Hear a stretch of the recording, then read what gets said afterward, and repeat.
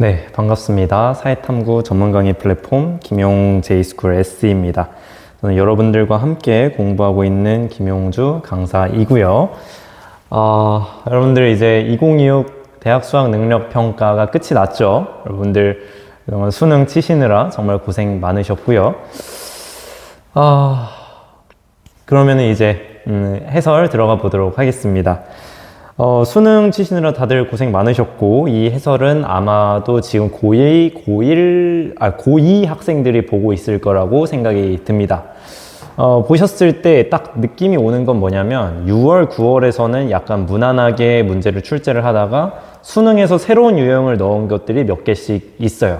그러니까 이제 여러분들이 알아두셔야 될 건 6월, 9월보다 확실히 어렵게 나올 것이다. 이거는 염두에 두셔야 될 것 같고, 사탐론 현상으로 인해서 그런 건지 모르겠지만 정말 그지 같은 문제들이 몇 가지가 좀 있었죠.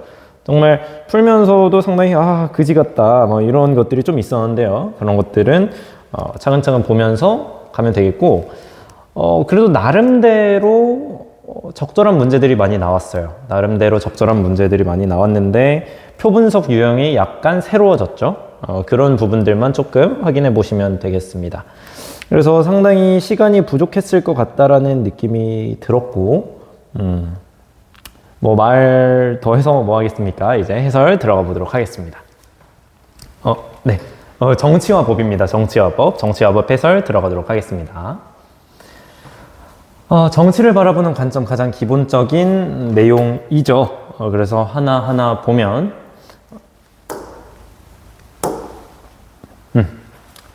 지금 아파트 단지 내 길고양이에게 뭐 이런 것들을 해결하기 위한 아파트 주민회의가 정치라고 볼 수 있을까요? 없을까요? 이렇게 물어보고 있어요. 그렇다는 이야기는 일단 이거를 정치라고 본다면 넓은 의미의 정치관을 가지고 있는 것이고, 이거 아니야 라고 본다면 좁은 의미의 정치관을 가지고 있는 것이죠. 보면 본질적으로 국가 권력의 획득 유지 행사, 그러니까 정치로 볼 수 없다. 답은 좁은 의미의 정치를 좁은 의미로 보고 있는 것이고, 여기는 이제 뭐 이해관계를 조정하는 것이기 때문에 이것도 정치로 볼 수 있습니다. 얘는 넓은 의미로 보고 있는 것이죠. 자, 그렇다면 갑의 관점은, 좁은 의미로 보는 관점은 국가와 국가 이외의 사회 집단의 정치 현상을 본질적으로 다르다고 보죠. 국가의 국가의 현상과 사회 집단의 현상은 본질적으로 다르고, 그리고 사회 집단의 현상을 정치라고 보고 있지도 않잖아요. 그죠? 그렇기 때문에 1번은 틀렸고, 2번 을의 관점은 국가 형성 이전의 정치 현상을 설명하기에 적합하죠. 적합하지 않은 건 좁은 의미의 관점입니다. 자, 넓은 의미의 관점은 정치 활동을 소수 통치, 아니죠? 이거 바뀌어야 되겠죠. 좁은 의미로 보는 게 이렇죠.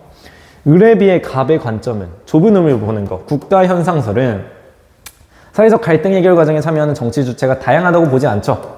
정치 주체는 오로지 국가 권력의 획득 유지 행사와 관련된 게 정치라고 보고 있기 때문에 정치 주체는 다양하지 않습니다. 그러면 답은 5번이 되는 것이고, 이거 다양하다고 보는 관점은 이렇게 하는 게 좀 더 괜찮겠네요. 이렇게 바꾸면 맞는 말이 되겠죠.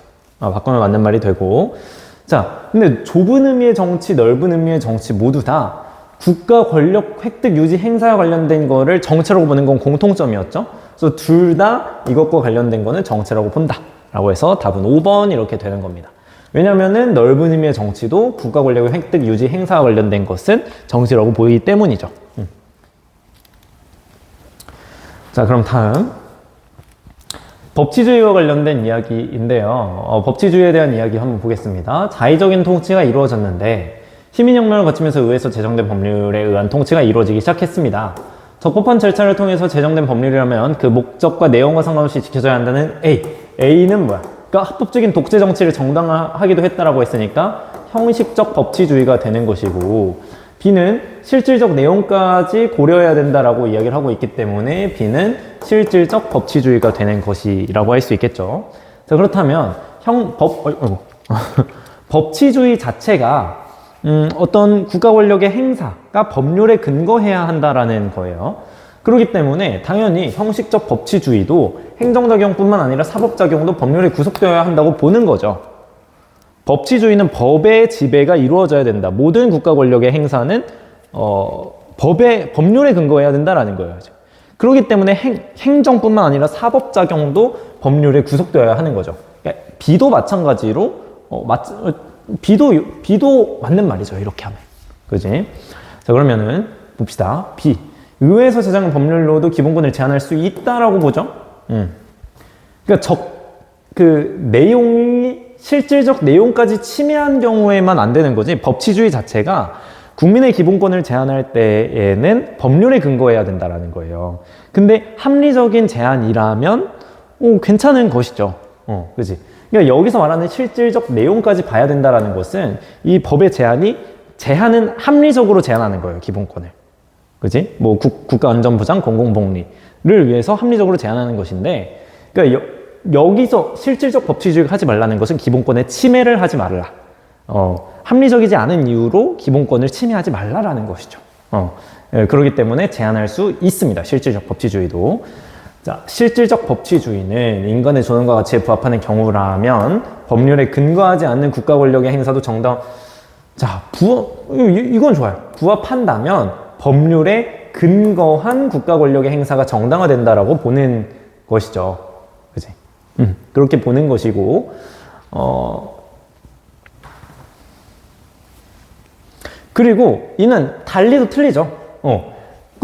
A도 그냥 법률에 근거한 국가 권력 행사는 정당화된다고 보고 있기 때문에, 근데 A는 그 내용을 보지는 않죠.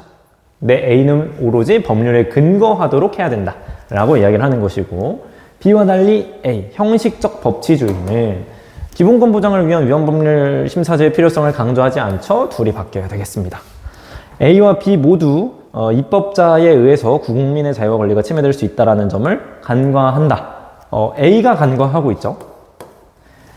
실질적 법치주의는 뭐예요? 그 법률 자체가 인권을 침해하는 요소가 들어가 있을 수 있기 때문에 그 입법권도 통제를 해야 된다는 거잖아요. 입법권도 통제를 해야 된다는 게 실질적 법치주의의 내용이라면 A는 그런 거 필요 없어요. 적법한 절차에 따라서 법률이 만들어지면 그건 무조건 옳아라고 보는 것이기 때문에 형식적 법치주의가 입법자에 의해서 자유와 권리가 침해될 수 있다는 점을 간과하고 있는 것이죠.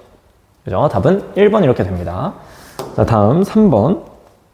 자, 여기 보면은 의무휴업일을 규정한 것이 중소상인들의 생존권 보장, 경제 영역에서의 사회정의를 실현하기 위한 국가의 정당한 규제, 조정에 해당한다고 봤다. 이는 경제민주화를 위한 국가 경제 개입 인정을 내용으로 하는 A. A는 뭐겠어요? 복지국가의 원리가 되겠죠. 왜냐하면 헌법의 기본 원리라고 이야기를 하고 있으니까.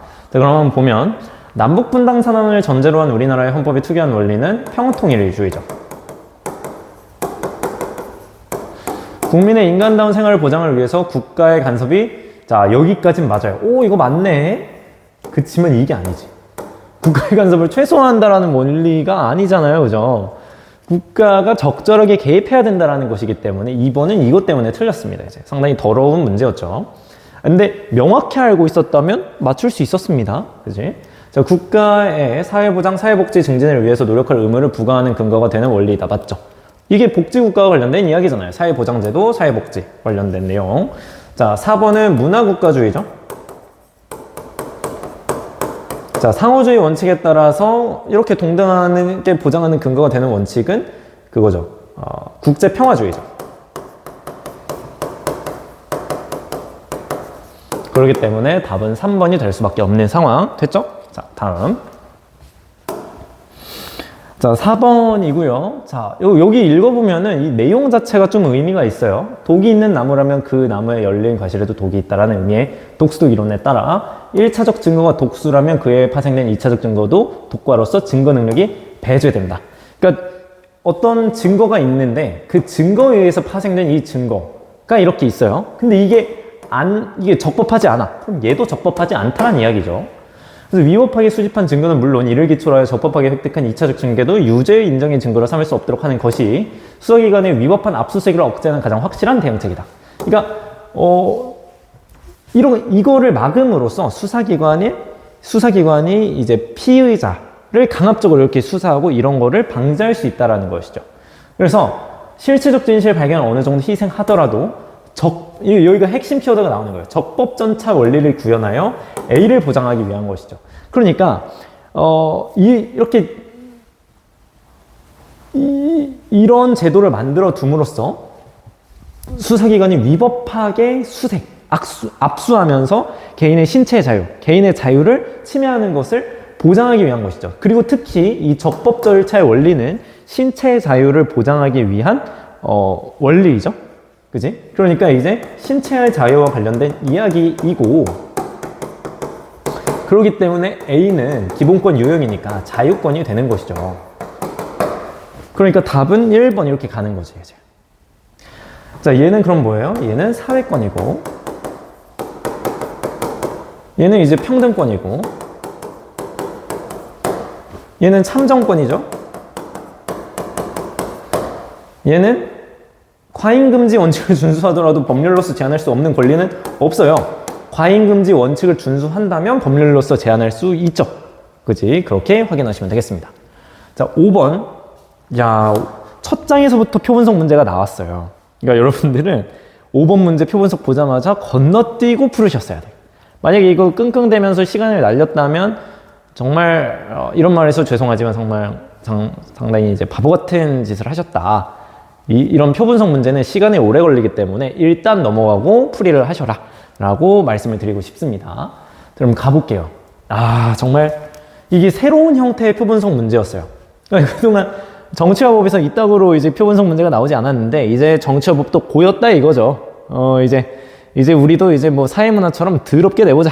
이런 식으로 가고 있습니다. 자, 두 개 모두 전형적인 의원내각제 또는 전형적인 대통령제 중 하나입니다. T시기와 T 플러스 3시기까지 각국의 의회 전체 의석수는 200석이고 변동은 없습니다. T시기 정부 형태는 이거는 그냥 이의제기를 방지하기 위한 조건이고요. 그러면은 T시기, T 플러스 1시기, T 플러스 2시기, T 플러스 3시기 이렇게 있다라는 소리인 것 같죠. 네. 그리고 지금 여기 보면은 정당은 크게 3개 있고 정당은 A, B, C 이렇게 있습니다.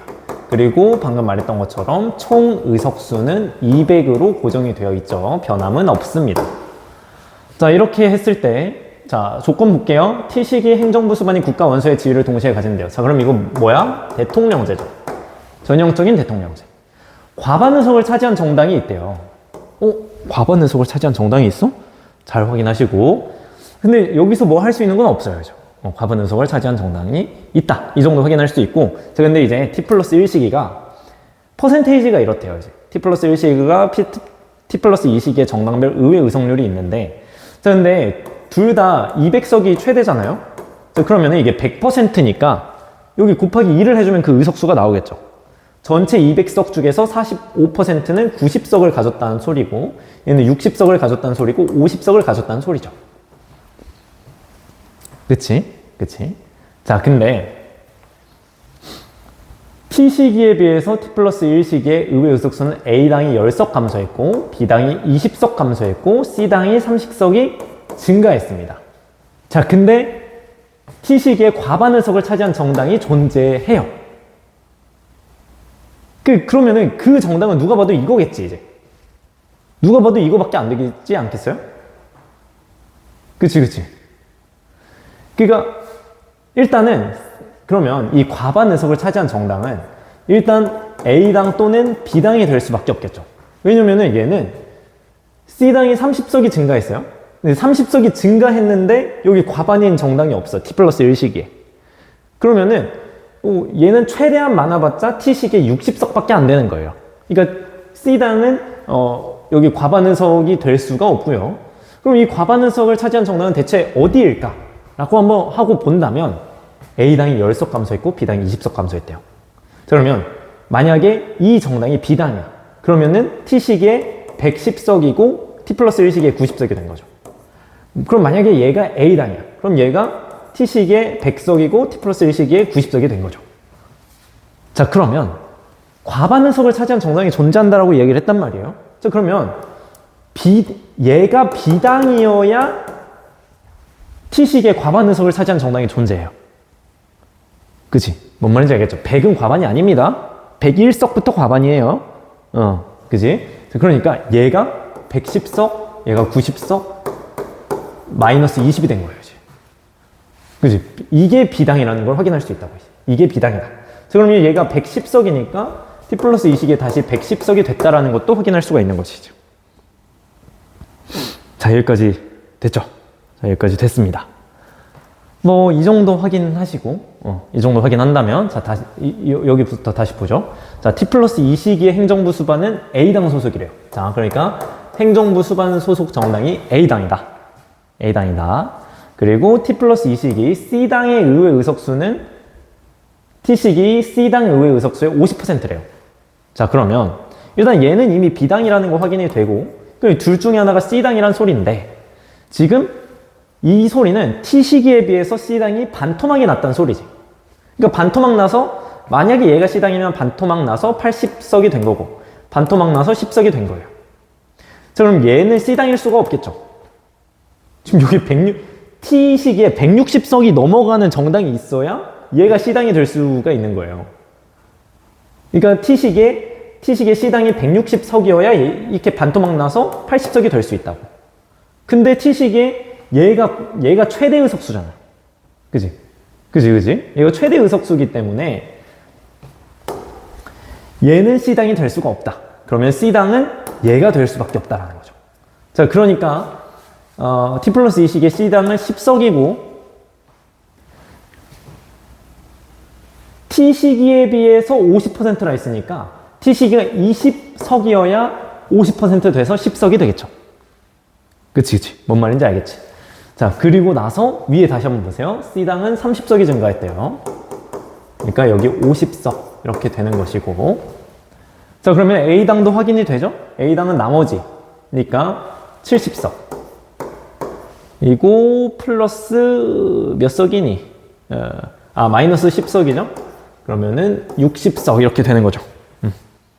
그리고 여기서 여기는 이제 또 80석 이렇게 되는 거고, 이제 나머지는 이제 더하기 빼기예요, 이제. 자, 그럼 t 플러스 2시기에 비해 t 플러스 3시기에는 의회 의석수가 B당이 44석이 감소했다. 자, 그러니까 66석이 됐다는 소리지. 66석이 됐고 C당이 23석이 증가했다. 그러니까 33석이 됐다는 소리죠. 자, 그러면은 둘이 합쳐서 99니까 여기 101석이 되는 거지. 자, 이 정도 확인할 수 있습니다, 우리. 그리고 이거 확인할 수 있죠? 단독 내각 설립이 가능하다면 연립 내각은 구성되지 않습니다. 자, 이때 행정부 수반 소속 정당이 A 정당이었어요. 근데 과반 의석을 차지한 정당은 B당이에요. 근데 단독 내각 설립이 가능하다면 연립 내각은 구성되지 않기 때문에 의원 내각제였다면 B당이 행정부 수반이어야 돼요. 근데 그렇지 않기 때문에 얘는 대통령제라는 소리죠. 과반 의석수를 차지한 정당과 행정부 수반 소속 정당이 다르니까, 그지? 그러니까 얘는 대통령제가 될 수밖에 없다. 자, 그럼 볼게요. T시기와 T 플러스 1시기의 정부 형태가 서로 다르면 얘가 의원 내각제라는 소리죠. T 플러스 1시기가. 그러면 의원 내각제는 의회 의원이 강력히 경직할 수 있죠. T시기의 행정부 수반이 B당 소속이라면 여대 야소죠.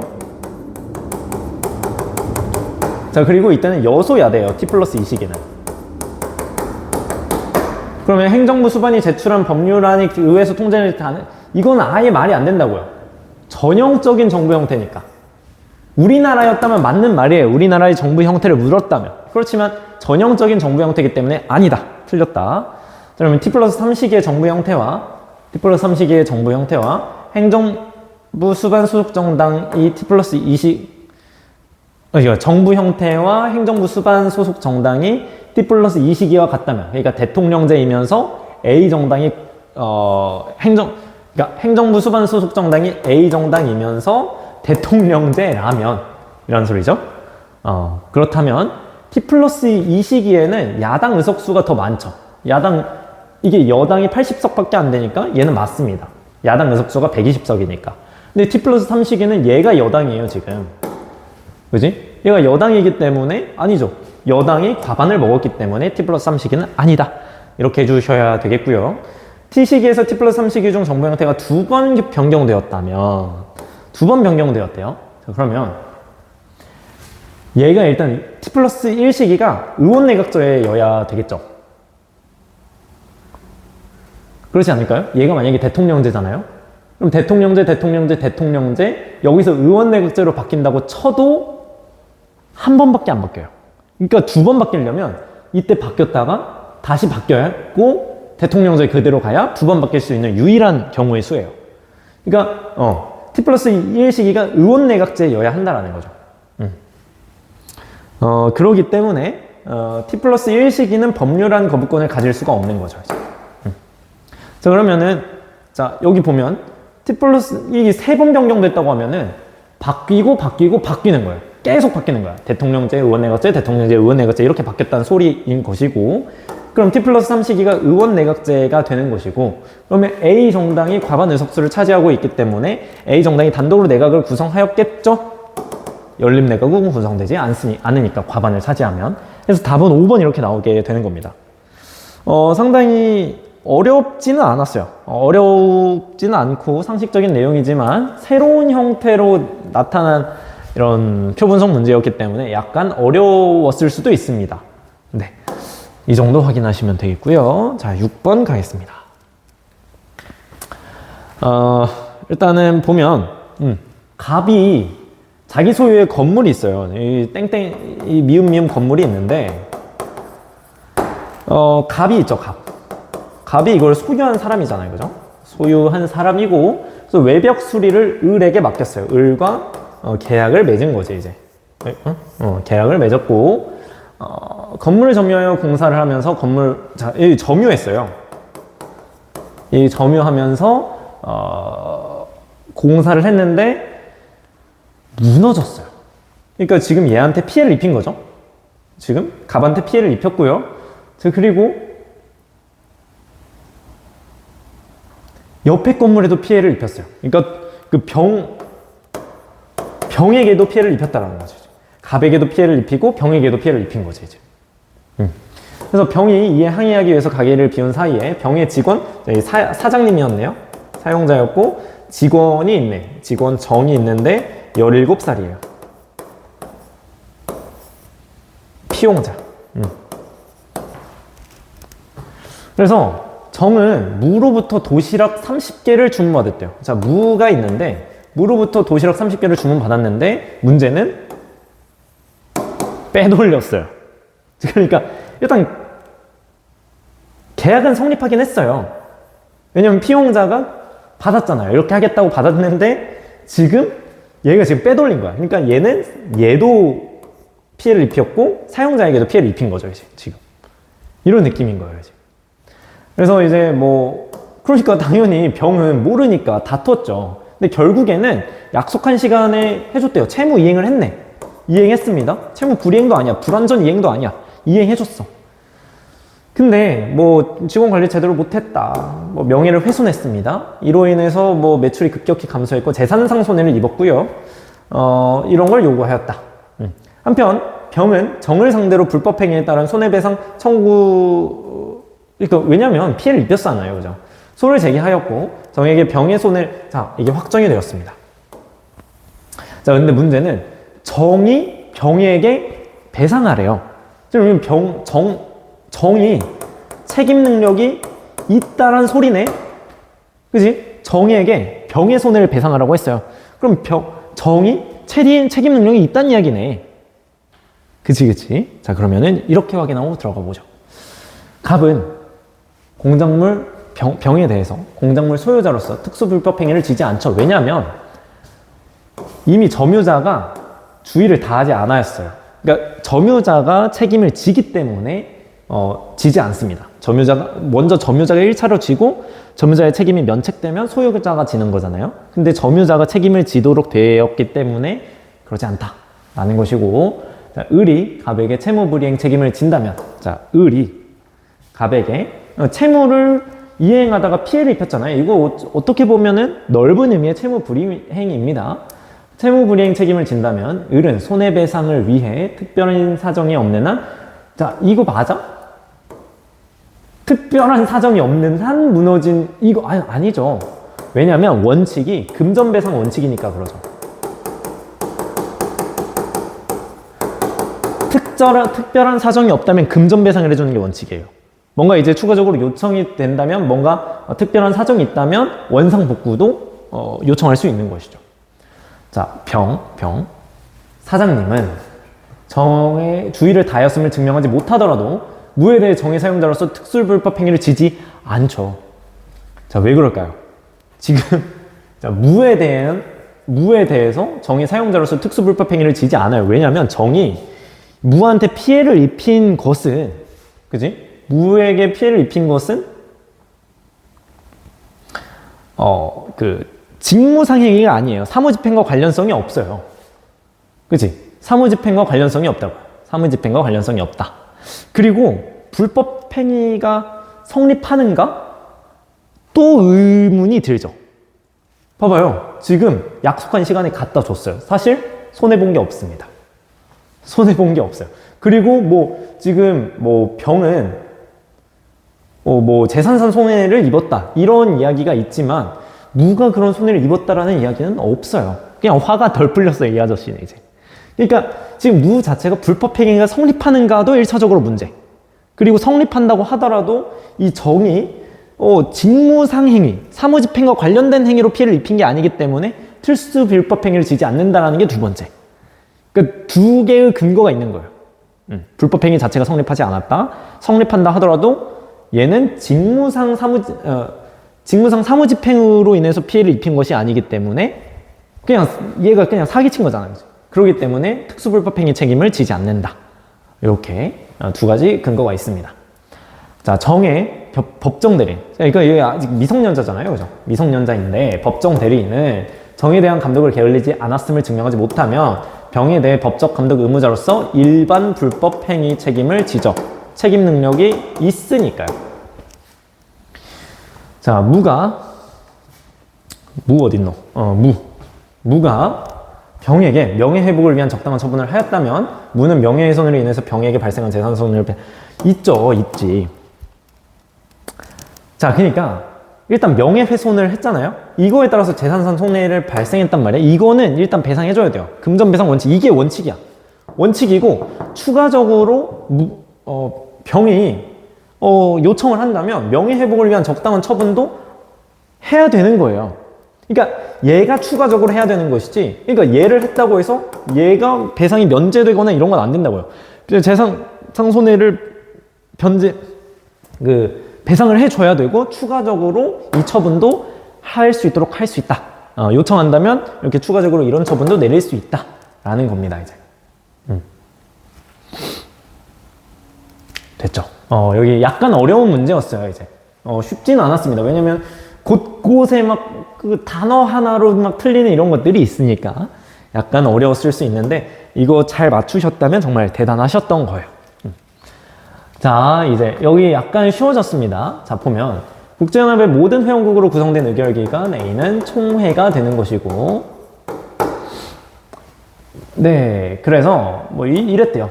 그래서 세무국은 불법적인 심의라면서 B에 제소했습니다. B. 제소했다라고 하니까 국제사법재판소 ICJ가 되는 것이죠. ICJ는 이 행위가 국제연합 헌장 및 국제관습법. 자, 국제관습법이니까 이거 성문법, 불문법? 불문법이죠. 성문화되어 있지 않습니다. 자, 그러면 리얼 맞죠? 성문화된 규범이 아니에요. 불문법이에요. 그렇지만 ICJ의 재판 준거로 활용됩니다. 국제법이니까요. 그지? 배상하도록 판결했습니다. 하지만 이 국은 ICJ 판결 이행을 거부하였고 이에 그러니까 C가 이 판결 이행을 안 받으면은 C, 그러니까 안보리죠. 안보리가 적정한 처분을 할 수 있다라고 되어 있잖아요. 국제법상. 그치? 적절한 처분을 할 수 있기 때문에 집행하려 결정하였지만 상임의사국, 여기서 쐐기가 나오는 거죠. 상임의사국 중 하나인 무엇인가의 반대로 A에서 이 결의안을 채택하게 되었습니다. 이렇게 되는 겁니다. 가보죠. ICJ에 제소된 사건의 당사자는 국가뿐입니다.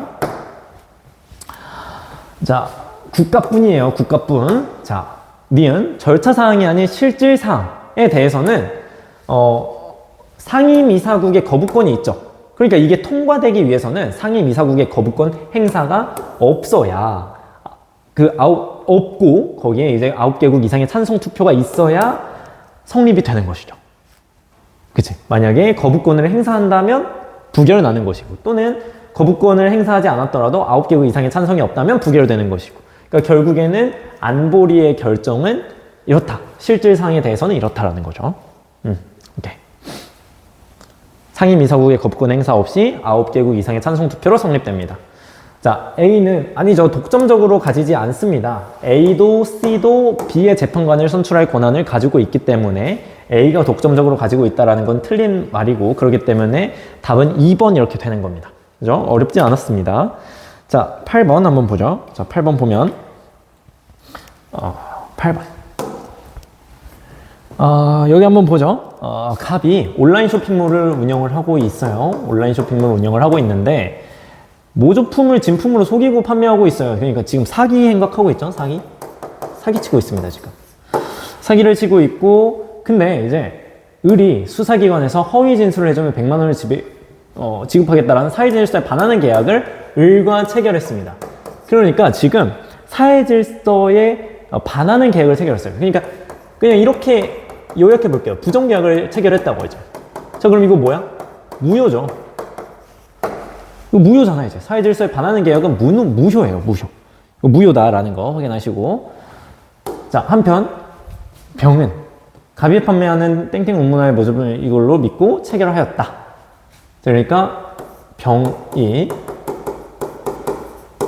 계약을 체결했죠. 그래서 형 몰래 형의 휴대폰을 사용하여 송금하고 갑이 자신이 미성년자라서 형의 임으로 입금하였다고 말을 했대요. 뭐 대금 잘 지급했습니다. 그리고 갑은 병이 미성년자임을 이때 알게 된 거예요. 이제. 원래 몰랐었는데 이때 송금하고 나서 이때 말해서 그러니까 계약 체결한 이후에 알게 된 거지. 미성년자임을. 일단은 형의 이름으로 입금했어도 내가 그 사람으로 입금한 거예요 라고 한다면 대금 잘 지급한 거고 계약 이행 잘 한 겁니다. 이후 병은 구입한 운동화를 친구인 정에게 선물하였고요. 대가 없이 선물하였다. 이러한 사실 전부를 알게 된 병의 법정 대리인 A. 법정 대리인 A가 정의 법정 대리인 B에게 이야기를 하게 되었다. 가보죠. 자, 을이 갑과의 계약에 따른 진술을 하였다면 진술을 하였다면 계약 이행을 한 거죠. 갑은 을에게 100만 원을 지급할 의무는 없습니다. 무효니까요. 이런 계약은. 사회질서에 반하는 계약은 무효입니다. 자, 병이 미성년자임을 갑이 알게 되었을 당시 갑은 병과의 매매계약 체결의 의사표시를 철회할 수 있죠. 계약 당시에는 몰랐어요. 미성년자인 거를. 근데 나중에 알게 됐잖아요. 나중에 알게 되었기 때문에 미성년자와 계약한 상대방은 철회권을 행사할 수가 있죠. 이때. 계약할 당시에 미성년자임을 몰랐는데 나중에 알게 되었다면 취소할 수 있습니다. 그러니까 취소가 아니라 철회를 할 수 있습니다. 미성년자가 취소권을 행사할 수 있잖아요. 이때. 그러니까 그 전에 내가 철회를 할 수 있다 라고 이야기를 했죠. 철회할 수 있다. A가 갑과 병의 매매 계약을 취소했습니다. 갑은 병에게 모조품 인도로 인하여 채무 불이행에 따른 손해배상 책임을 진다? 아니에요. 계약을 취소했잖아요. 그러면 소급하여 무효죠. 계약이 무효됐단 말이에요. 무효가 됐기 때문에 얘는 운동화를 줄 의무, 권리, 법적 권리와 의무가 모두 소멸돼요. 계약이 무효가 됐으니까 이제. 그러니까 당연히 채무가 없는데 채무 불이행이 어떻게 있어요? 채무 자체가 사라지니까 이제. 그죠? 그렇기 때문에 계약 자체가 무효가 돼버렸기 때문에 소급해서 무효가 됐기 때문에 뒤에는 틀린 말이 된다 라고 설명하시면 되겠고 그 계약 자체가 없는데 그 계약을 이행하지 않았다라고 소송할 수는 없는 거잖아요. 계약 자체가 없어졌는데. 그지? 자, 그럼 A 법정 대리인은 병과 정의 증여 계약을 취소할 수 있죠. 자, 여기 증여 계약입니다. 계약이에요. 미성년자의 계약은 취소할 수 있습니다. 그러니까 여러분들이 이거 보고 딱 생각이 들면 정이 대가 없이 선물 받았는데 얘는 그런 거 있잖아요. 권리만은 없거나 의무만을 면하는 행위는 단독으로 할 수 있는 법률 행위잖아요 라고 한다면 그거는 상대방이 일방적으로 하는 단독행위예요, 단독행위. 일방적으로 그냥 줬어. 그럴 경우에는 취소할 수가 없죠. 그럴 경우에는. 근데 문제는 지금 여기서 계약이라고 해버렸어요. 지금 증여했는데 계약이다라고 이야기를 하고 있기 때문에 얘가 일방적으로 얘가 준 게 아니야. 그러니까 이런 그 권리만을 얻거나 의무만을 면하는 행위는 오로지 단독행위, 누군가가 누군가에게 일방적으로 주는 이런 것만 가능한 것이지 상호간의 계약, 그지? 이런 상호간의 계약은 그 권리만을 얻거나 의무만을 면하는 행위에 포함되지 않는다라는 것을 알아주셨으면 좋겠어요. 그지? 뭔 말인지 알겠죠? 그러니까 여기 그냥 계약 증여를 취소할 수 없다라고 한다면, 근데 그래도 취소할 수는 있습니다. 증여라고 해도. 왜냐면 얘는 그러니까 의무만을 얻거나 의무만을 면하거나 권리만을 얻게 되는 애는 얘예요, 얘. 그러니까 얘 같은 경우에는 이제 준 애기 때문에 얘가 뭐 권리를 얻거나 의무를 면한 건 없잖아요, 그죠? 얘는 이제 취소를 할 수가 있는 것이죠. 계약이라면. 이제 그리고 계약이기 때문에 증여를 그냥 받은 게 아니라 계약이기 때문에 여기서도 취소를 할 수 있습니다. 얘는 미성년자니까요. 둘 다 미성년자니까 상호간에 취소를 할 수가 있는 거예요, 지금. 계약이니까. 이거는 권리만을 얻거나 의무만을 면하는 행위가 아닙니다. 계약이니까. 권리만을 얻거나 의무만을 면하는 행위는 상대방이 나에게 주는 단독 행위여야 한다. 상호간의 합의로 이루어지는 계약이 아니라 누군가가 나에게 일방적으로 주는 단독 행위일 때 그렇게 의무만을 면하거나 권리만을 얻는 행위가 될 수 있다는 겁니다. 확인하시면 되겠고요. 자, 병은 B에게 병과 정의 운동화 증여 계약을 취소할 것인지에 대한 확답 촉구권은 A가 할 수 있는 거지 병이 어떻게 하는 거예요. 그래서 A가 할 수 있다 라는 겁니다. 당연히 B도 A한테 할 수 있는 거죠, 이제. 그러니까 얘는 행위 능력이 없는데 얘네한테 해봤자 소용없다라는 거, 법정 대리인에게 해야 된다라고 우리 이야기를 했었었죠. 자, 이 정도 됐고요. 자, 그럼 9번 넘어갑시다. 자, 죄형 법정주의의 구체적인 원칙인데, 자, 불량만화 판매를 금지하는 땡땡법 조항은 모호하대요. 불량만화가 뭐야 대체? 그러니까 명확성의 원칙 위반이죠. 자, 음주운전 금지 규정을 다시 위반한 사람을 가중처벌하도록 된 것은 죄질이 비교적 낮은 유형의 재범 음주운전 행위도 일률적으로 가중처벌하도록 해서 책임과 형벌 사이의 비례성을 인정하기 어렵다. 그러니까 책임과 형벌 사이의 적정성이 위배됐다라는 거죠. 자, 그럼 가보면 이거는 관습형법 금지의 원칙이죠.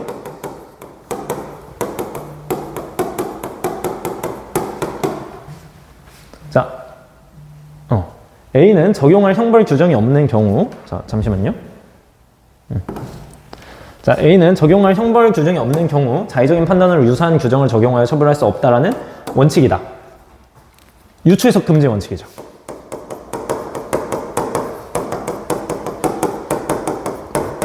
이거 뭐예요? 행위시 법률에 의하여야 한다. 소급표 금지 원칙. 행위시법주의라고도 이야기를 하죠. 자, B는 그러니까 의회에서 제정된 법률에 의해서 범죄와 형벌이 규정된 것에 그치지 않고 범죄와 형벌 사이의 균형을 이루어야 한다는 원칙이다.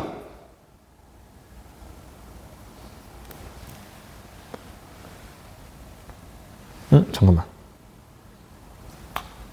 그렇죠? 이게 적정성의 원칙이죠. 그지? 범죄와 형벌 사이의 균형을 이루어야 된다. 책임과 형벌 사이의 비례성을 인정해야 된다. 그죠? 결국에 이게 적정성의 원칙이고, 현대적 의미의 죄형 법정주의. 과거의 죄형 법정주의는 뭐예요, 이제? 그냥, 죄와 형벌은 법에 근거해야 한다. 라는 거였다면, 범죄에 대한, 적정한 형벌이 법에 정해져야 한다. 그러니까 여기서 현대적 의미의 죄형 법정주의에서 추가되는 게 뭐예요? 적정성이죠, 적정성. 그렇기 때문에 B와 달리 A는이 아니라 A와 달리 B는으로 바뀌어줘야 합니다. 그죠? 그치? 그래서 답은 4번 이렇게 되는 거죠. 자, 10번. A, B, C 한번 보죠. 자, A는 고령층 유권자의 지지를 얻고자 한대요. 자, 그럼 유권자의 지지를 얻고자 하고 있으니까 A는 정당이 되는 것이고, 의료기기 업계의 이해를 대변한대요. 그러니까 이익 집단인가? 라는 거 확인하실 수가 있고, 자, 공익 실현을 목적으로 시민들이 자발적으로 결성한 C는 시민단체 이렇게 되는 것이죠. 어렵지 않습니다. 그지? 그러면 국민이 다양한 요구를 자, 이거는 의회죠. 의회랑 정당은 명확히 구분해 주셔야 돼요. 정당은 정책을 결정할 수 있는 집단이 아니에요. 의회가 정책 결정할 수 있는 기구입니다. 이런 거, 법률안을 발의하는 것 자체가 정책 결정 기구가 하는 행동이기 때문에 이건 의회가 할 수 있는 것이지 정당이 할 수 있는 일이 아니다. 라는 거. 자, B가 아니라 A가 공직선거의 후보자를 공천하죠. C는 정치사회화 기능을 수행하죠. A, B, C 전부 다 정치사회화 기능을 수행합니다.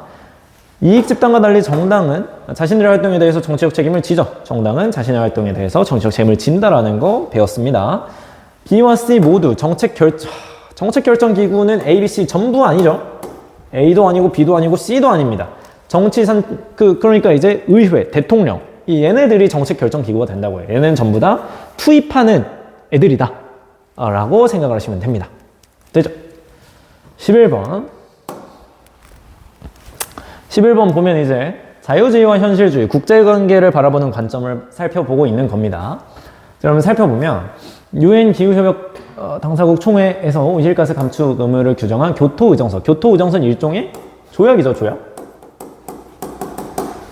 자, 기업과 같은 국제법의 법원은 국가 간의 명시적 합의이므로 국제기구도 체결 당사자가 될 수 있죠.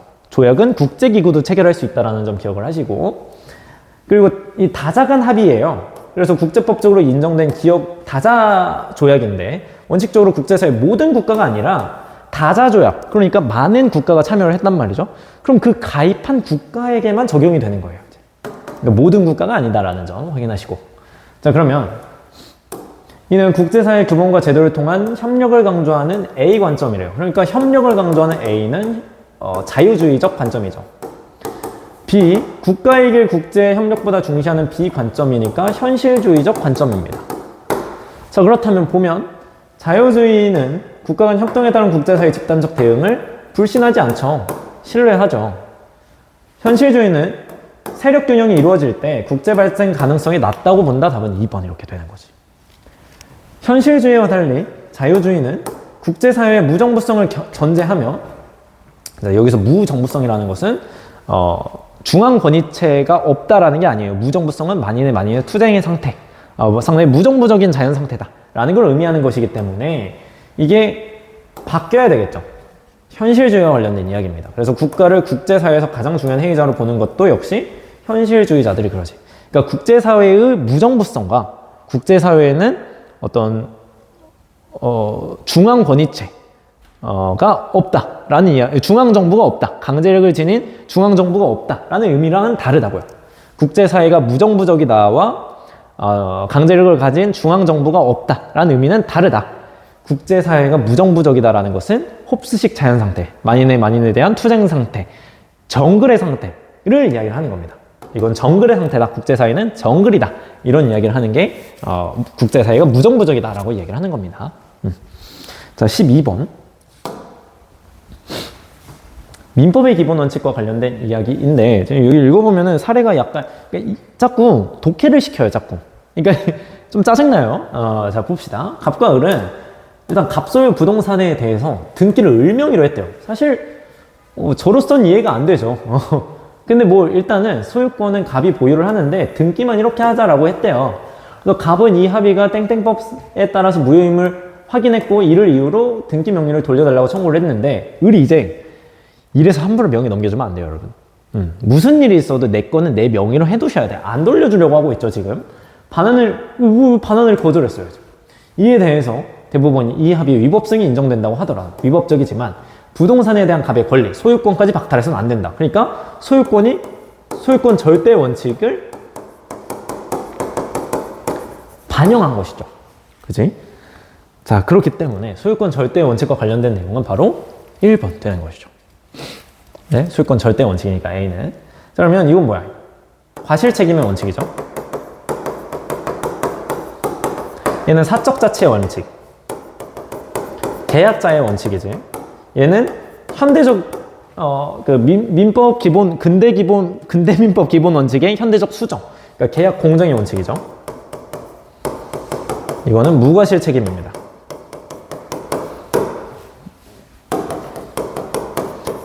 그래서 답은 1번 이렇게 가는 겁니다. 자, 13번 한번 보죠. 자, 13번 뭐 지방자치 관련된 이야기인데, 자, 한번 보죠. 네, 그렇다고 합니다. 행정사무를 총괄하는 기관으로서 해당 계획을 강력하게, 그러니까 이 계획을 강력하게 추진해온 A. 그러니까 행정사무를 총괄하고 있다라고 하니까 A는 지자체장이 되겠죠. 자, 그리고 해임 여부를 묻고 있대요. 자, 그럼 가는 주민 소환제겠네요.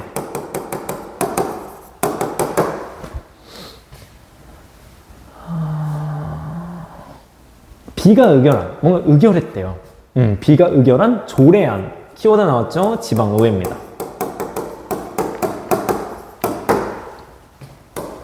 계획에 찬반 여부를 묻는, 이 계획을 찬성하십니까? 반대하십니까? 주민 투표죠.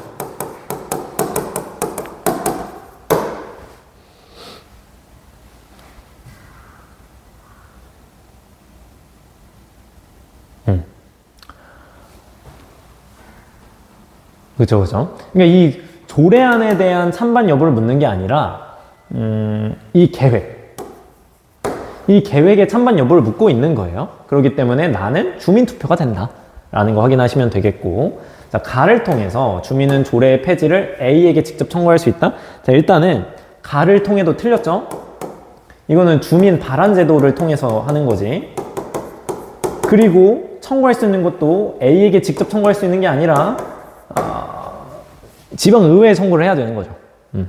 자, 그리고 가와 다 모두 직접민주제 요소잖아요. 그죠? 그러니까 지방자치의 민주성 제고를 목적으로 하고 있고요. B가 의결한 조례의 시행을 위해서는 나를 거칠 필요가 왜 있어요? 이대로 통과입니다. 거칠 필요 없어요. 지방의회는 지방자치단체장이 편성한 지방자치단체 예산안에 대한 심의 확정권을 가지고 있죠. 그죠? 그래서 답은 니은니을 이렇게. 14번 가보죠. 자, 얘가 타임라인이 약해요. 타임라인 한번 봅시다. 갑은 법률론 관계의 아내가 있어요. 아내가 있었고, 그래서 A를 출산한 후 아내가 사망했어요. 그래서 홀로 양육하고 있었네요. 자, 홀로 이렇게 양육하고 있었다. 그리고 얘가 3살이 되던 해에 B를 양육하던 을과 법률론을 하였는데요. B는 법률론 관계에 있었던 을과 병 사이의 자녀, 그러니까 B는 이렇게 되는 애예요. 그리고 이 둘이 지금 이혼을 했고 을이 단독 친권자로 지정이 되었습니다. 친권자고요. 그러니까 그렇다고 해서 B와 병의 친족 관계가 끊어지는 건 아니에요. 그지? 얘네는 이제 면접 교섭권도 있고 그런 거겠죠, 이제. 갑과 법률론을 한 을은 그 해에 C를 출산하였고, 그러니까 얘가 3살일 때, 얘가 3살이 아니지. 얘가 3살일 때지. 출산하였고, 자, 타임라인이 바뀌면은 한 번씩 끊어주세요, 이제. 다음에 갑은 행위 능력이 있는, 자, B가 행위 능력이 있네요. 그럼 얘 성년자란 소리죠. 행위 능력이 있는 B의 동의를 받아서 B를 적법하게 입양했습니다. 그러니까 적법하게 양자 입양을 했네요. 자, 그러고 나서, 자, 일단은 타임라인이 이렇게 계속 바뀌면 너무 복잡해지잖아요. 중간에 끊고 한번 봐봐요, 이제. 풀 수 있는 게 있는가. 자, 갑과 을이 이혼 당시 아직 이혼 안 했으니까 모르고, 을은 B가 병으로부터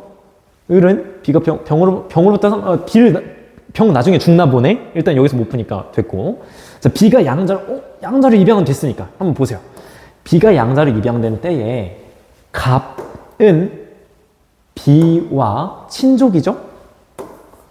양자 입양했잖아요? 그지? 근데 을은 A와 친족이죠? 배우자의 자녀잖아요. 배우자의 자녀잖아.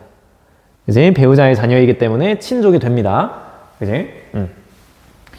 자, B가 양자로 입양된 때에, 자, B가 양자로 입양된 때에 병과 B는 친족이죠? 왜냐하면 양자로 입양이 됐잖아. 그렇기 때문에 친생부모의 관계가 단절되지 않기 때문에 친족이지만 C와 B는 친족이죠? 여기 양자로 들어갔잖아요. 그러니까 형제예요, 형제. 그러니까 배다른 형제는 전부 다 친족이라고 생각하시면 돼요. 자, 여기까지 됐고. 갑은 아직 사망 안 했으니까. 자, 그럼 봅시다. 자, 1년 후에 병이 사망했대요. 자, 1년 후에 병이 사망했고, B는 병으로부터 상당한 재산을 상속받았대요. 자, 그럼 여기. 을은 B가 병으로부터 상속받은 재산을 관리하지 못하죠. 성년자니까요. 그지? 그지? 됐죠? 자, 그러면은 네. 그 다음 거 보죠. 나머지 풀 수가 없으니까. 자, 다음에 갑과 을은, 협의 이혼하였고, 그 해 말에 갑자기 얘가 죽었대요. 죽었다고 한다면, 갑과 을의 이혼 당시 A의 친권자. A의 친권자는 갑인데? A의 친권자 갑이잖아요. 갑이에요. C의 친권자는 협의해서 정해야지. 갑과 을 사이에 나왔으니까.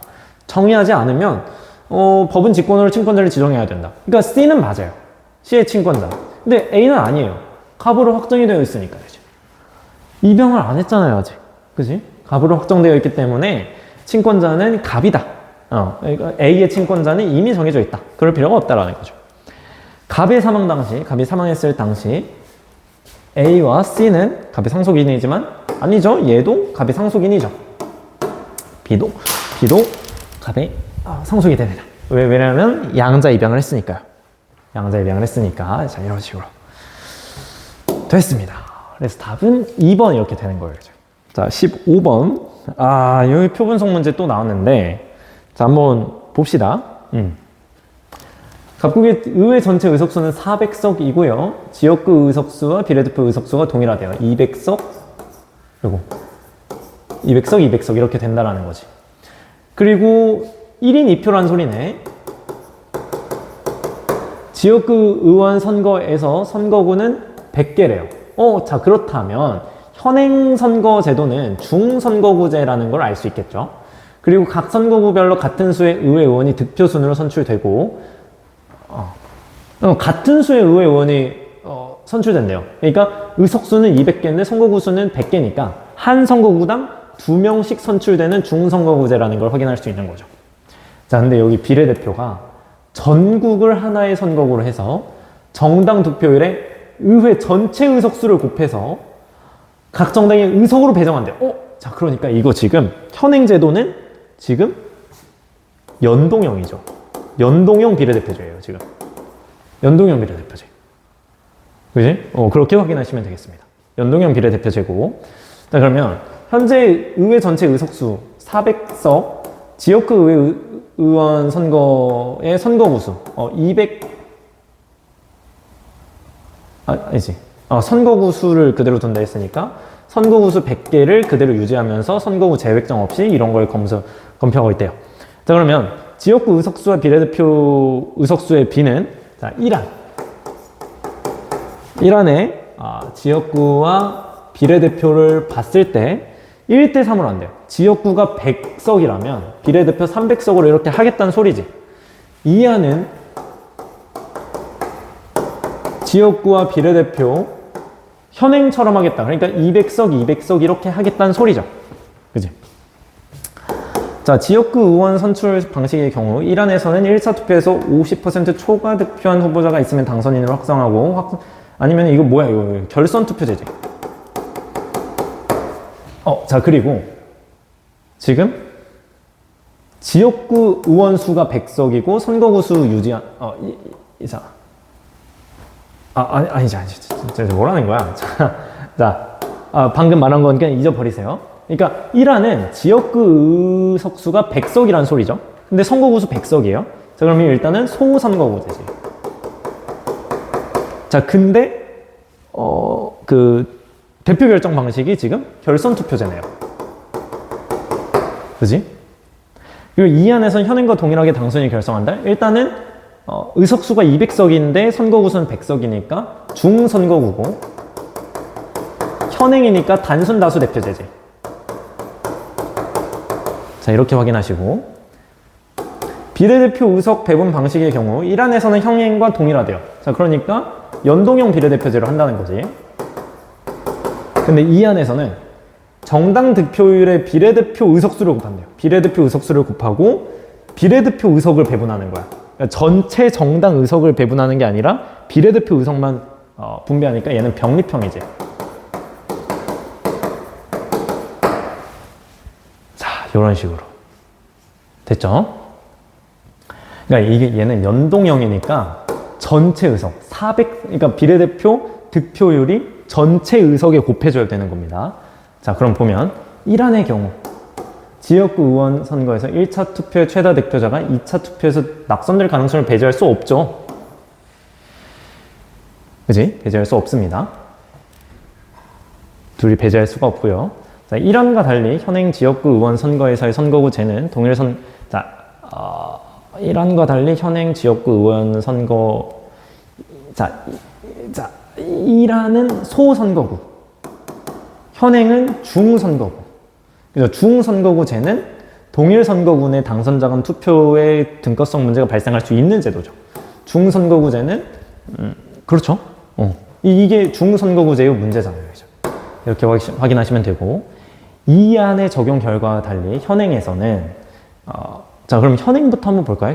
현행은 연동형 비례대표제이고 정당 득표율은 이렇습니다. 자, 정당 득표율이 지금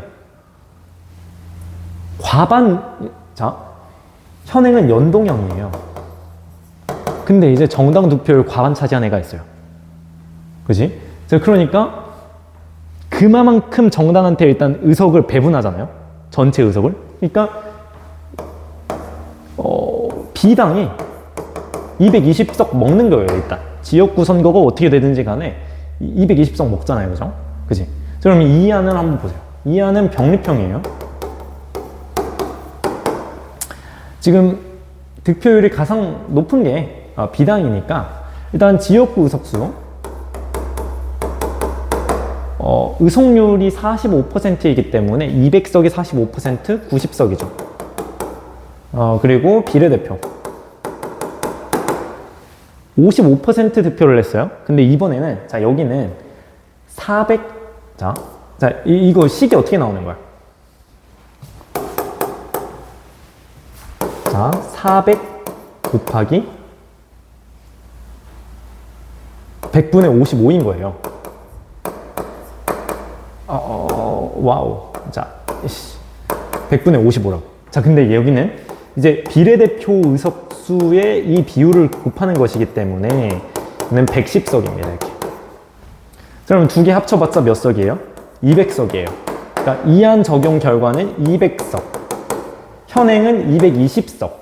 자, 그러니까 얘는 과반이 아니죠. 이안 적용 결과는.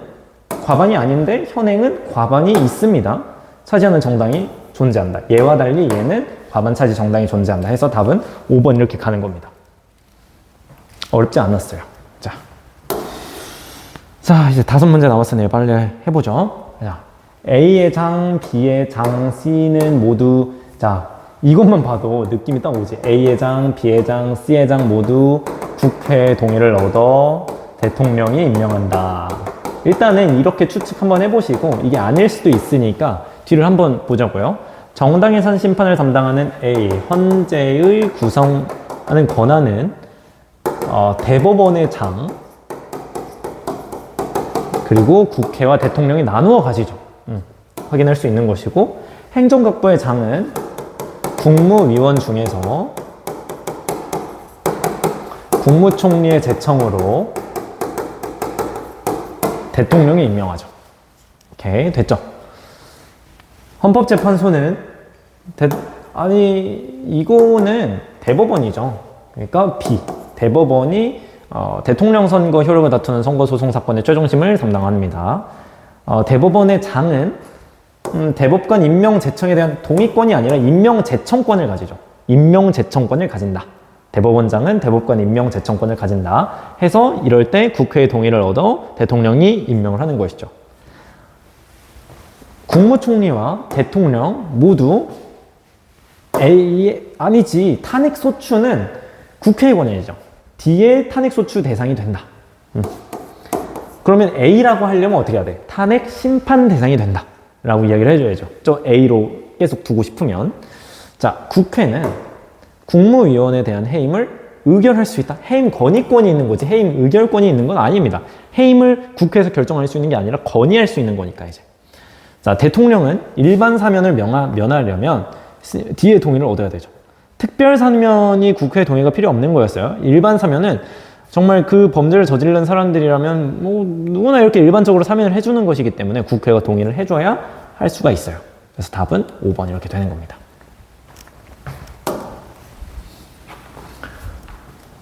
자, 그럼 봅시다. A는 지금 갑에게 사기당하려 했어요. 사기당할 뻔했어요.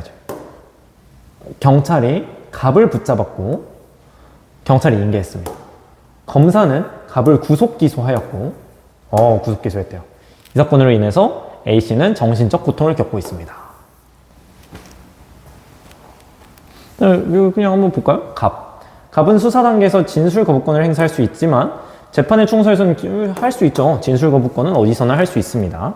그럼 여기 한번 보면, 자, 대학생 B는 이런 문제가 있네요. 지금 딥페이크 문제가 있습니다. 수사 결과 B의 대학 동기인 을이 자신의 동생 병과 함께 공모해서 이렇게 했다라는 걸 확인할 수 있죠.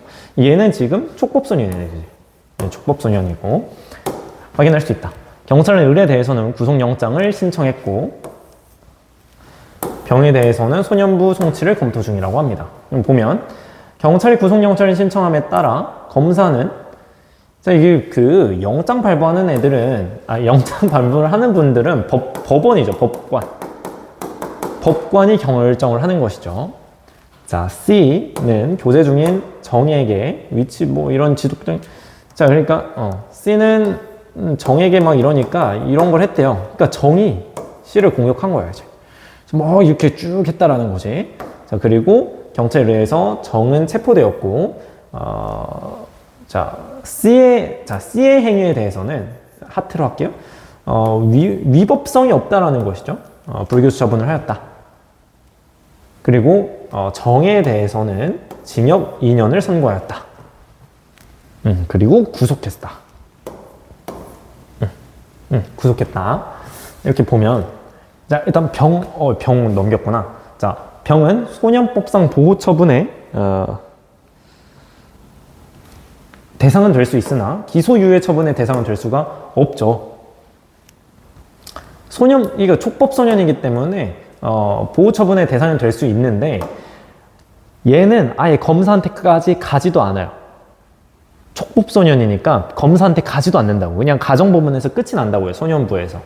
그래서 기소유예라는 말 자체가 될 수가 없어요. 그치? 검사한테까지 가지도 않으니까. 얘가 만약에 15세거나 이랬다면은 검사한테 까지 가서 기소유예 처분의 대상이 될 수 있을 수도 있었지만 지금 촉법소년 상태이기 때문에 처분의 대상이 될 수가 없습니다. 유죄 추정 아니죠. 2심, 3심 갈 수 있잖아요. 대법원 판결이 날 때까지는 무죄 추정의 원칙입니다. 정에게 선고된 형이 확정되면 정은 노역에 복무해야 하고 일정 기간이 지나면 보석을 통해서 석방될 수 있는 게 아니라 가석방이라던가, 그러니까 보석을 통해서 석방될 수 있는 건 구속 기소됐을 때만 그런 거예요. 구속 기소됐을 때. 그지? 재판이 끝나기 전에. 얘는 지금 징역이 선고가 됐잖아요. 그죠? 얘는 선고 전에나 할 수 있는 것이고 선고 이후이기 때문에 가석방이라던가 아니면 만기를 채우고 나서야 석방될 수 있다 라는 거 확인하시고, 자, 그럼 다음 문제. 자, 다음 문제 보면,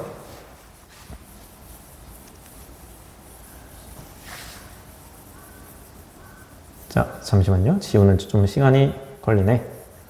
자, 오케이. 자, 봅시다. 갑에 대한 유죄가 확정되더라도 A는 형사보상 제도를 그치. 자, 갑에 대해서 유죄가 확정되면 A는 피해자예요. 자, 형사배상제도는 어떤 애들이 하는 거야? 억울한 옥살이 한 애들이 하는 거예요. 그러니까 A는 뭐 이걸로 보상받을 수는 없고 뭐 이런 걸 할 수가 있는 거지. 이제 뭐 배상명령제도 이런 것들을 활용할 수가 있겠죠. 이걸 통해서는 자신의 피해를 보상받을 수 없습니다. 얘는 억울한 옥살이 한 사람들한테 보상을 해주는 거니까. 검사가 을을 기소한다면 B는 이거 피해자잖아요. 형사소송의 당사자로 되지 않죠.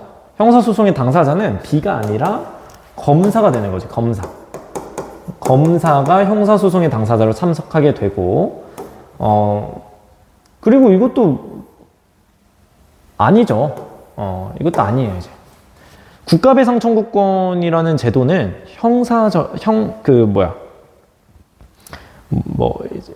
뭐라 해야지? 신체상의 어떤 그 피해에 대해서만 배상을 해주는 것이기 때문에 아니면은 이제 배상 명령 제도를 신청을 해야 되겠죠. 이 경우가. 그지? 어쨌든 형사소송의 당사자는 검사다. 그렇기 때문에 뜰렸다. 자, 그럼 여기 보세요. C가 정을 밀치고 도망쳤어요. 니은을 정당방위로 인정하고 옆집 대문을 부수고 들어갔어요. 이거를 긴급피난으로 판단하였다면 기억을 그 C의 법익에 대한 현재 부당한 침해로, 그쵸? 정당방위가 뭐였어요? 이제 자신 또는 타인의 현재의 부당한 침해로부터 방해하기 위한 행위가 정당방위잖아요, 그죠? 그러니까 법익에 대한 현재 부당한 침해로 보는 것이고, 디귿은 계속 쫓아오잖아요, 그죠? 자기 또는 타인에 대한 현재의 긴급한 위난이잖아요, 그죠? 위난이 있을 경우에 그죠? 그걸로 보고 있는 것이죠, 이제. 그렇기 때문에 디귿도 맞다 해서 답은 와우, 왜 고장이 났을까? 답은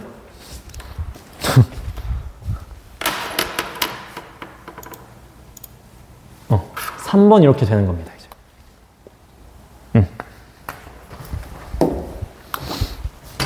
3번 이렇게 되는 것이고, 자, 19번 한번 볼게요. 19번. 자, 갑, 을 모두 미인법상 미성년자. 근무일이 이렇습니다. 수요일에서 일요일까지 일하고 주 5일 일하는데 8시부터 16시까지. 그러니까 휴게 시간 1시간 포함되어 있으니까 근로시간은 7hour가 되는 것이죠.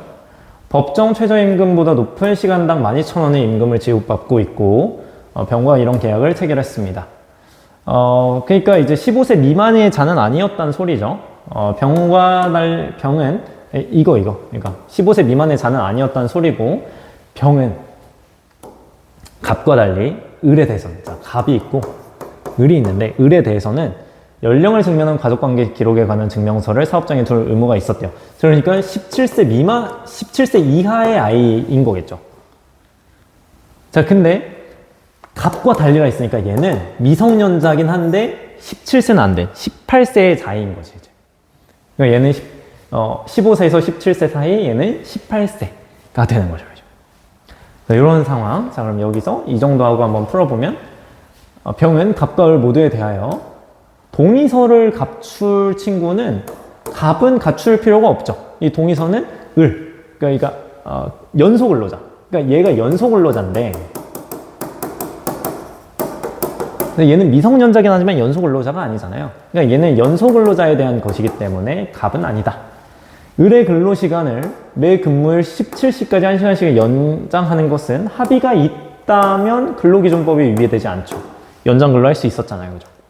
하루에 1시간씩 총 5시간 이렇게.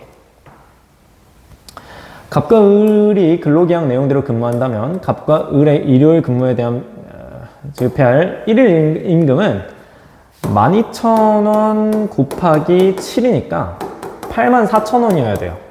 그럼 이 값이 어떻게 나오는 거야, 이거? 그러니까 일요일이라고 해서 휴일이 아니다. 우리가 말하는 휴일 근로는 근로계약서상 근무일이 아닌 날. 그러니까 월요일, 화요일이 휴일이 되는 거겠죠. 그러니까 휴일 근무가 아니기 때문에 가산 임금 없다. 노동위원회의 구제 절차와 별도로 갑은 병을 상대로 해고 효력을 다투는 행정소송이 아니죠. 민사소송입니다. 자, 밑에 한번 보죠. 노동조합에도 가입하여 활동하였다. 갑은 동일한 조건으로 계약을 연장하면서 노동조합에 가입하여 활동하였는데 1년 후에 갑작스럽게 해고 통보를 받았고 이에 갑은 일단 부당해고라고 주장을 하면서 부당노동행위라고 주장을 하고 있는 거예요. 그래서 여기 보면은 갑은 부당해고는 인용했으나 부당노동행위 신청은 기각했어요. 부당해고는 맞는데 부당노동행위는 아니야 라고 이야기를 하고 있는 것이죠. 그래서 갑은 병을 상대로 해고 무효 확인 소송을 제기할 수 있는데 이거는 민사소송이잖아요. 그죠? 제기할 수 있다. 갑에 대한 해고는 부당하나 갑이 근로삼권을 그죠? 답은 5번이 되는 거죠. 부당해고이지만 부당해고는 맞지만 부당노동행위는 아니다. 그러니까 근로삼권을 침해하지 않았다라는 거예요. 마지막 문제죠. 빨리 한번 가봅시다. 자, 이 법원은 갑이 제기한 수사 경력 자료 삭제 거부 처분의 취소 소송을 진행하던 중 소년부 법원에서 불처분 결정된 사건의 수사 경력 자료의 삭제 및 보존 기간을 규정하지 않은 땡땡법 조항에 대해서 헌법재판소에 A를 제청하였습니다. 그러니까 이 소송 진행 중에 이 법 조항이 뭔가 이상해요. 그러니까 이 A를 제청을 한 거죠. 그럼 이 법원이 직권으로 제청을 한 것이기 때문에 이 A는 위헌 법률 심판이 되는 거죠.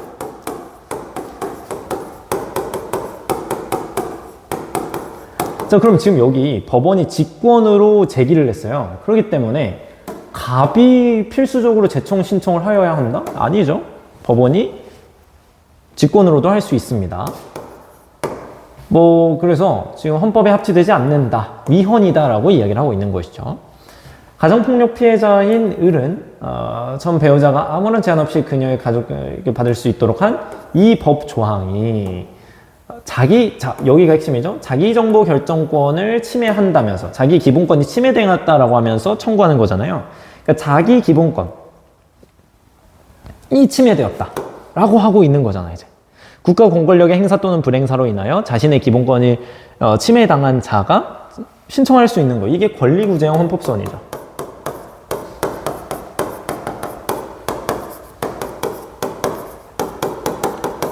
자, 그래서 헌법재판소는 이 법조항이 적합한 수단이지만 필요 최소성을 거시기하고 법익의 균형성을 지키지 못했기 때문에 위헌이다라고 이야기를 하고 있습니다. 자, 보죠. 여기 했었어야 되는데. 자, 이 A 위헌 법률 심판은 수사 경력 자료 삭제 거부 아니죠? 이거 땡땡법 조항이잖아. 를 심판 대상으로 하고 있고, 을이 청구한 B 권리구제형 헌법소원은 저 조항의 위헌 여부를 판단하는 아니에요. 이게 내 기본권을 침해한다고 신청한 거란 말이에요. 그러니까 권리구제형 헌법소원이에요. 권리구제형 헌법소원이다. 자, 을이 청구한 B 권리구제형 헌법소원과 달리 이 위헌 법률 심판은 재판의 전제가 되어야지. 그치? 답은 4번 이렇게 되는 겁니다. 그러니까 재판의 전제성이 필수적인 거잖아요. 만약에 얘가 위헌심사형 헌법소원이라면 달리가 틀렸겠지만 얘는 권리구제형 헌법소원이니까 달리가 맞죠. 얘는 달리가 틀렸죠. 둘 다 위헌, 헌법에 합치되지 않는데요. 둘 다 과잉금제 원칙에 위배되어서 헌법에 합치되지 않습니다라고 이야기를 하고 있기 때문에 5번은 답이 될 수가 없죠. 자,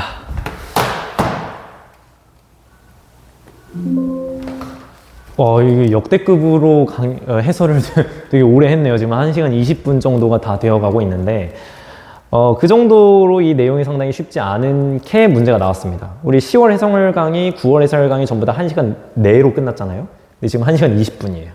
그러니까 그 정도로 상당히 쉽지 않게 출제가 되었다. 그래서 항상 이렇습니다. 항상 수능 때 뒤통수를 때리거든요. 그러니까 여러분들이 항상 공부를 할 때 6월, 9월 때 아이 기분 좋아 이러면 안 돼요.